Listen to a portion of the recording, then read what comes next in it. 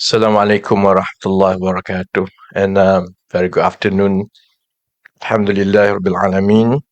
Salatu wassalamu ala ashrafil anbiya wal mursalin wa ala alihi wa sahbihi ajma'in.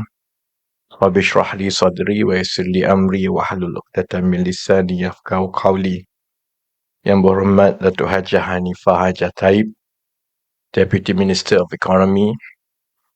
Yang berbahagia Datuk Yatimah Sajiman, Deputy Secretary General of the Ministry of Economy, my colleague Saudara Fabian Bika, the CEO of MyDIGITAL, Your Excellencies, High Commissioners and Ambassadors to Malaysia, Professor Dr. Sanjay Sarma, CEO, President and Dean of Asia School of Business, leaders of our technology immersion partners, Mr. Peter Murray, Country General Manager of AWS Malaysia, Mr. Patrick Wee, Country Manager Google Cloud Malaysia, Mr. Rahman, Managing Director of Microsoft Malaysia, Ms. Catherine Lian, Managing Director and Technology Leader IBM Malaysia, and Mr. Terence Xiao, Director and Country Head C Limited. Fellow colleagues from the ministries and agencies, ladies and gentlemen, we hear this all the time, that digital transformation is good, AI is revolutionary, and organizations that make data-driven decisions would eventually outperform others that are left behind. Conversations about the benefits of digital have become trite. None of us in this room need to be convinced of the benefits of digital transformation any longer. But there must be an explanation as to why we are still stuck at this current state of technology development in this country. If everyone acknowledges that digital transformation is essential, there must be a reason why, despite 92% of Malaysians organizations considering digital transformation as a priority, yet only 17% have progressed beyond the infancy stage of technology adoption. To be sure, it is not necessarily for the lack of intent or motivation. In fact, many organizations have started building websites and social media accounts as the primary interface with users. And e-commerce platforms have been widely adopted by small businesses and sole traders to make money. Some organizations have even started to put up job advertisements for software engineers and data analysts to make better decisions in the long run. Larger organizations, companies, and government agencies, for example, have also embarked on large-scale digital transformation projects that follow a similar pattern. A leader gets excited to embark on a digital transformation project after attending a conference about AI, procures a consultant to design a roadmap, puts together an IT team of old and young, sets an ambitious timeline, and demands progress updates from week to week. We all have gone through this. It goes from smallest of organizations to large corporations, and in fact to the country. And MyDIGITAL, for example, was created as the project manager for such an IT project. It's not for a corporation, it's for the country. Malaysia actually has a digital blueprint, and the agency entrusted to oversee the implementation and transformation of such a blueprint is MyDIGITAL, which is under my ministry. So we all know more often than not, these tracking meetings fade away. Cost starts to overrun a few times over, and deadlines are missed repeatedly, that they are relegated to the background. This is another IT project. It happens everywhere. IT and other teams start to point fingers at each other, and the organizations loses morale in their aspirations of being a tech-first, user-friendly organizations that they initially desired. In the end, the organization looks similar to what it was before. Of course, a few millions burned along the way, but hardly a single innovation, a single application of analytics or machine learning models. In this country, we always blame the implementation and we always say that we have the best of planning. So we all have this problem from the highest level of the government and the nation all the way to organizations. I see colleagues from the big giants basically smiling because they must be telling themselves we got it right.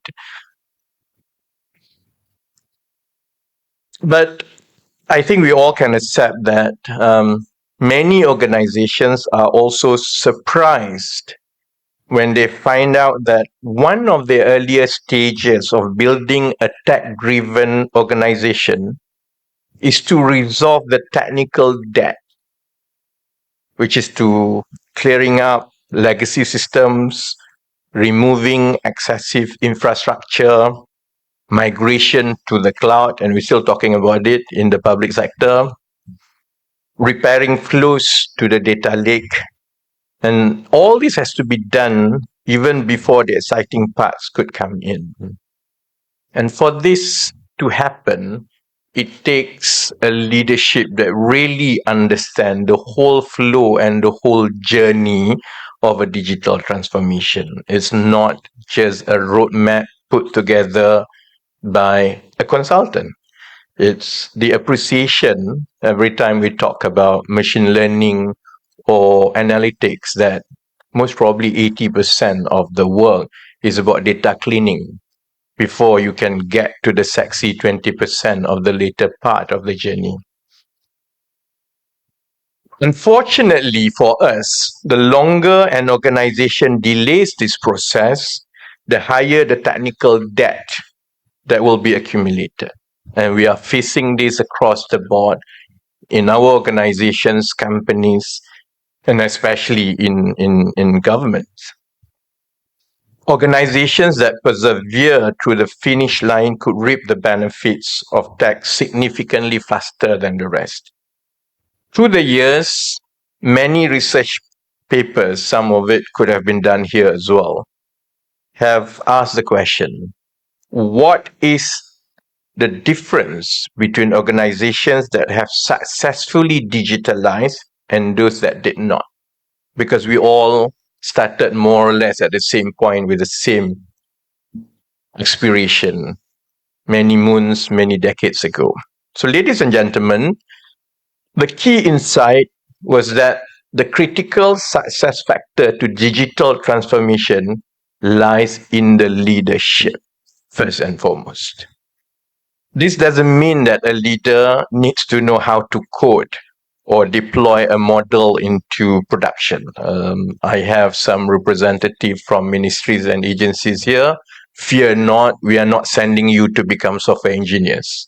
You do not need to code. I used to run a startup. I used to do an electronics engineering degree where a chunk of it was software engineering, and I really hated coding.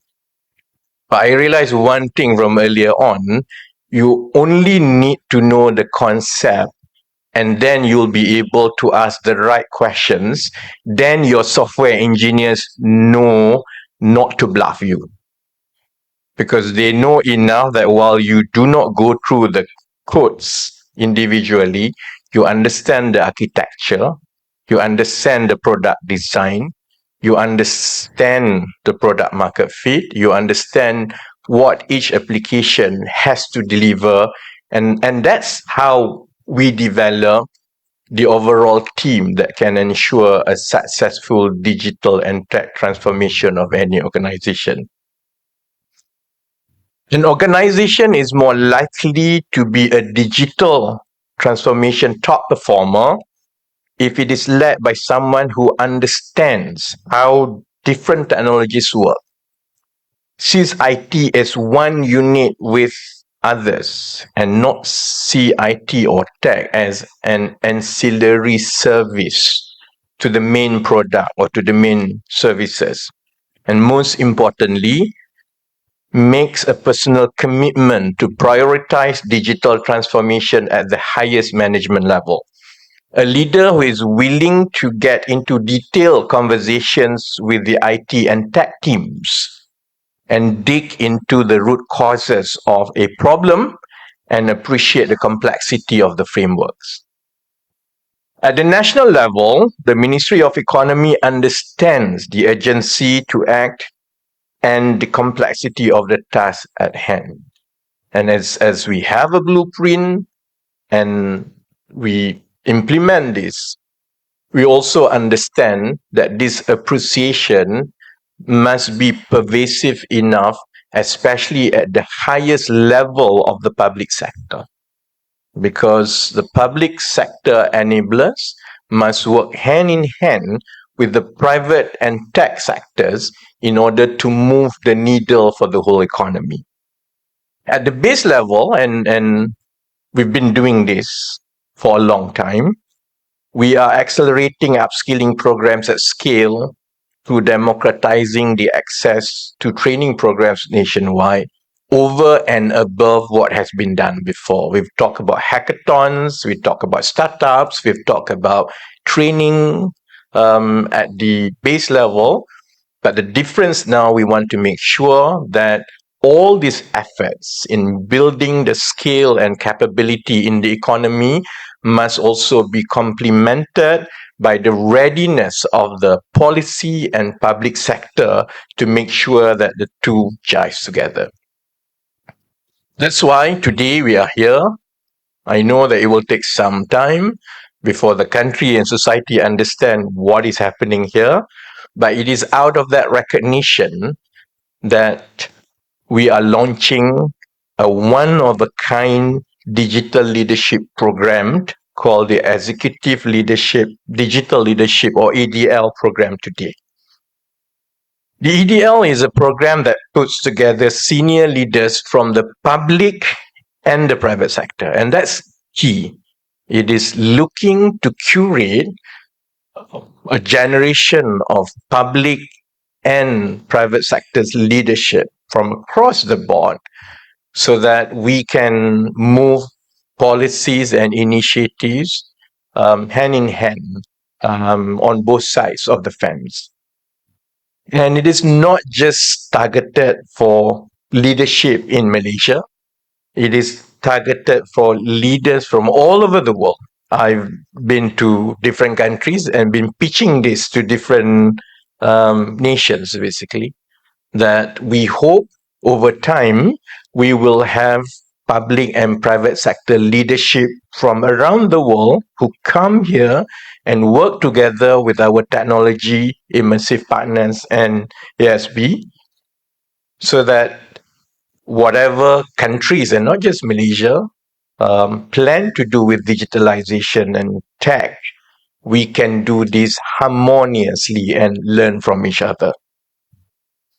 The ministry and MyDIGITAL Corporation have worked with the Asia School of Business to curate an action-oriented program catered specifically to senior leaders, so that leaders are not only equipped with the necessary tech knowledge, but also the toolkits to drive change.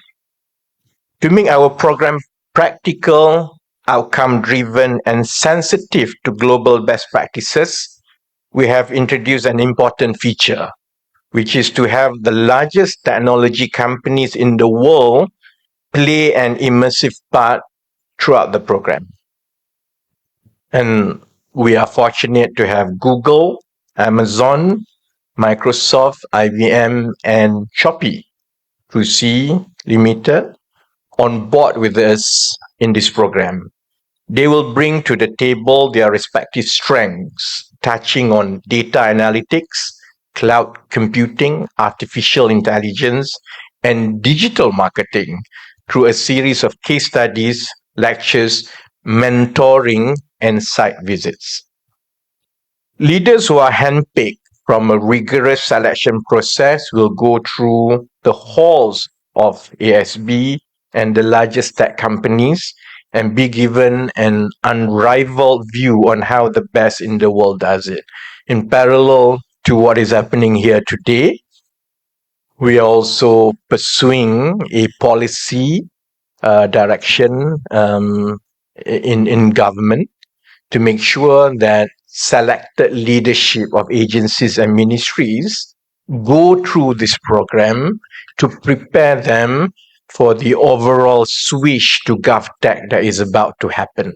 Because otherwise, we can't be working on a blueprint to transform digital services, government services, to digital. Yet at the same time, the leadership of public sector is not equipped to manage the transition. Campaigning was over about 2 weeks ago, and I still suffer from sore throat. The next one is coming, unfortunately. So, ladies and gentlemen, just to end speech, the intensive 3-month program is meant to foster a community of leaders consisting of the world's brightest senior civil servants, industry captains, and venture pioneers who are ready to make an impact to their incumbent organizations. The government, through the ministry and MyDIGITAL Corporation, has played and will continue to play an active role in shaping policies and programs like the EDL.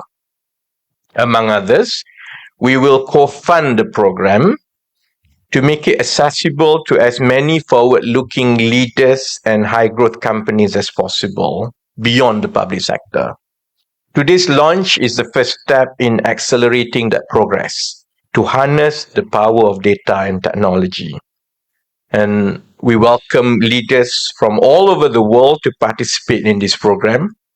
The government will be dedicating senior civil servants from every ministry to join the cohorts so that the government could also play our part in building a citizen-centered digital service, the often repeated GovTech that is now featuring in all over the place, in all our documents.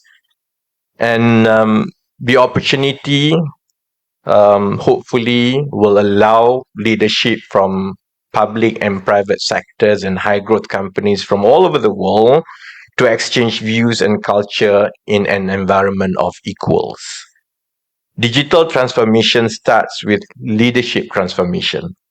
The greatest innovation does not come from something out of reach to most of us. We can talk about LLMs, statistical methods, machine learnings, generative AI, and so on. But at the end of the day, innovation usually comes from something deeply familiar to us, which is the people, all of us, society. And that's the part where I think it's high time for the country to bridge the gap between the public and the private sector to drive the digital transformation together. So thank you for joining today's event. I'll drop by when the first cohort begins, most probably in November. I'll follow through the progress of the first cohorts and we'll see how it goes. But I hope we'll be seeing a much more cohesive transformation of Malaysia to become a tech leader in this region in the future. Thank you very much and hope to see all of you very soon.